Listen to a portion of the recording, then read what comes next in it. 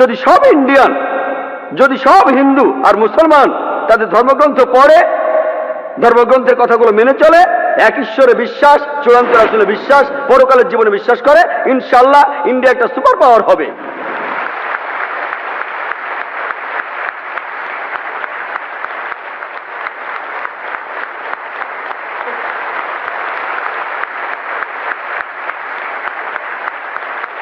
যদি ইন্ডিয়ার হিন্দু আর মুসলমানরা তাদের ধর্মগ্রন্থগুলো পড়ে সেগুলো মেনে চলে, আমরা আমেরিকার চাইতে বড় সুপার পাওয়ার হব, আমেরিকা আর ইউরোপীয় দেশের চাইতে বড় হবে ইনশাল্লাহ।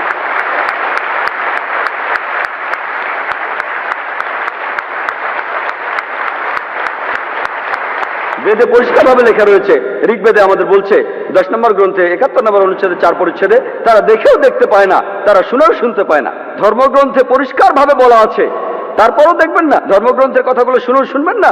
একই কথা বলা হয়েছে পবিত্র কোরআনে সূরা বাকারার 44 নম্বর আয়াতে, তোমরা কিতাব অধ্যয়ন করো কিন্তু উহাকে অনুসরণ করো না। পবিত্র কোরআনে সূরা বাকারার 18 নম্বর আয়াতে উল্লেখ করা আছে, সুম্মুম বুকমুন উময়ুন ফাহুম লা ইয়ারজিউন, তারা বধির, মুখ এবং অন্ধ, সুতরাং সঠিক পথে ফিরবে না। আপনারা হয়তো এমনটা দেখবেন যে পৃথিবীর বেশিরভাগ ধর্মেই যেসব ধর্মীয় নেতা আছেন, হোক সেটা ইসলাম, খ্রিস্টান বা হিন্দুইজম, তারা অর্থ বুঝে ধর্মগ্রন্থ পড়াকে বাধা দিয়ে থাকে।